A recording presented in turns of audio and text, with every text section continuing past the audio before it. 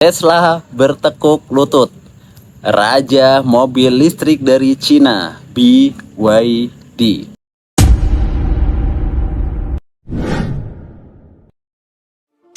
In the world of electric vehicles, Tesla has reigned supreme, but its days as top dog may be numbered. In China, the world's largest EV market, it's been losing ground to domestic automakers as a ruthless price war has inflamed an already competitive market. If Tesla had not had price cuts of 20 to 30%, they probably would have actually had sales drop last year. And there's one car maker in particular that has given Tesla a run for its money, Warren Buffett-backed BYD. The Chinese automaker logged 2.4 million new car insurance registrations in 2023, making it the top brand in China with a market share of 11%. I don't think anywhere in the history of the automobile has any company enjoyed such explosive growth in such a short period of time. BYD has grown into this powerhouse. You look at the monthly rankings, they're always at the top. In 2023, BYD produced more than 3 million new energy vehicles, which include plug-in hybrids and battery electrics, surpassing Tesla's production of 1.84 million cars. BYD is so much ahead of Tesla in China, it's almost ridiculous. Pada tahun 1995, di sebuah distrik industri kecil di Shenzhen, Wang Chuanfu, seorang ilmuwan muda dari keluarga miskin, memulai perjalanan yang akan mengubah landscape otomotif global.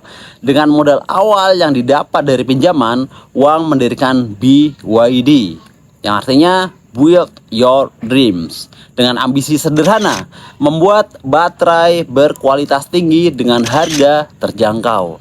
Wang bukan pengusaha biasa.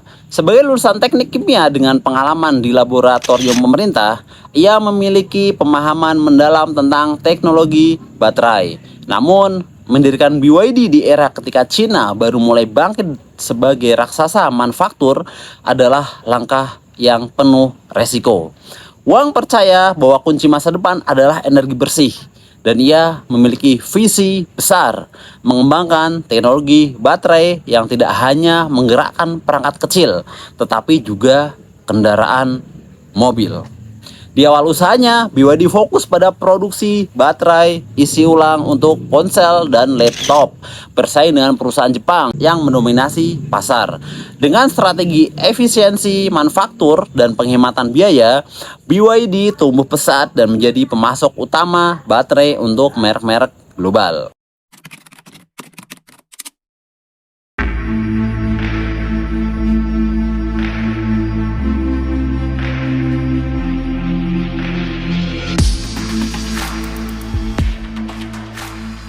Pada tahun 2003, Wang Chuanfu membuat keputusan yang dianggap banyak orang sebagai perjudian besar.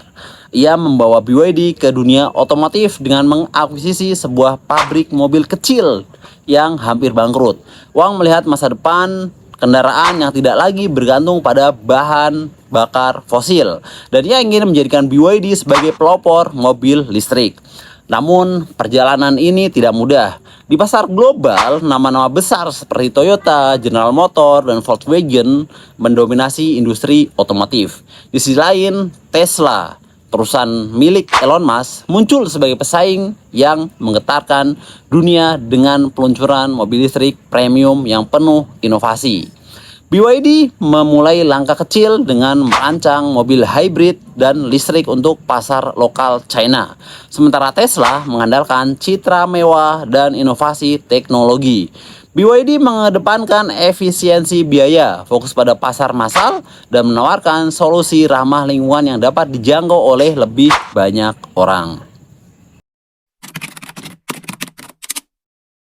Di akhir 2000-an, BYD mulai melirik pasar global, menandai langkah yang akan membawa mereka ke panggung utama.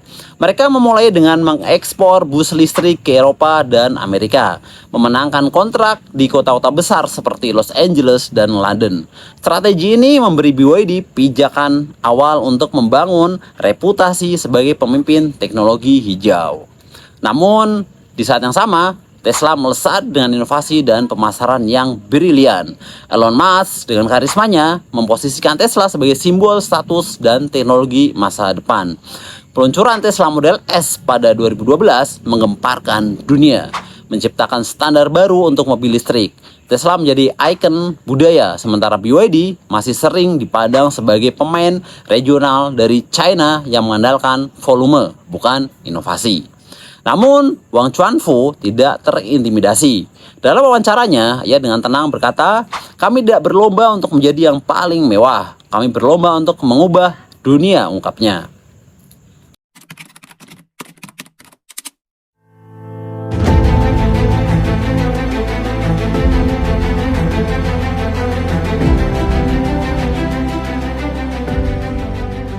Persaingan BYD dengan Tesla semakin memanas.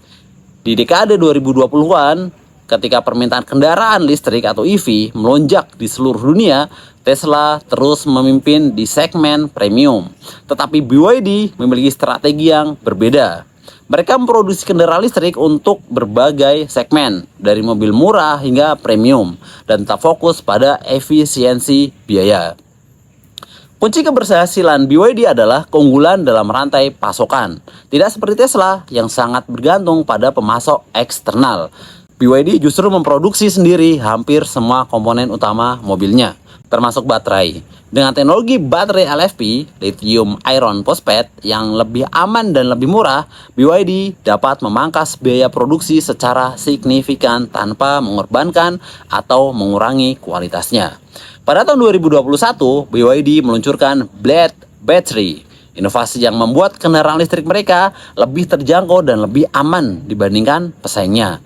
Sementara Tesla menghadapi tantangan pasokan chip global dan peningkatan biaya bahan baku. BYD mampu mempertahankan produksi yang stabil dan harga yang kompetitif. Pada tahun 2022, momen yang paling dramatis terjadi. BYD mengejutkan dunia dengan pencapaian besar.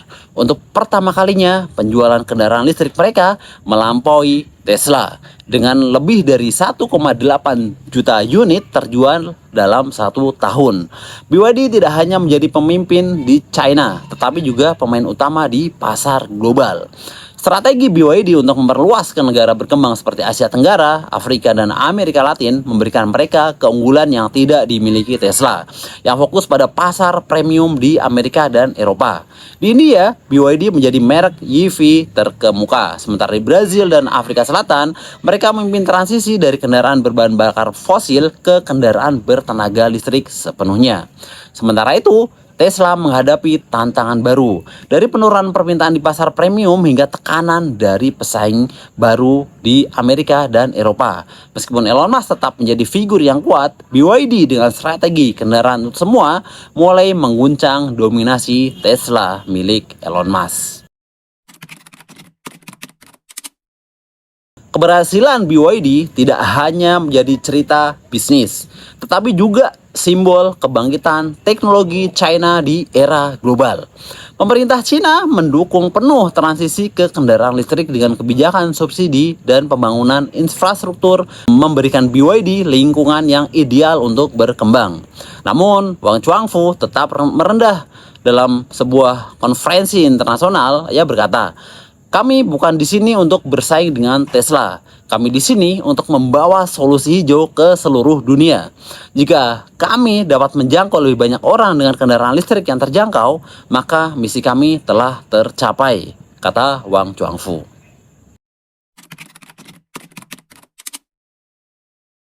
Pada 2025, BYD telah mencanangkan untuk mengokohkan diri sebagai pemimpin pasar global dalam kendaraan listrik.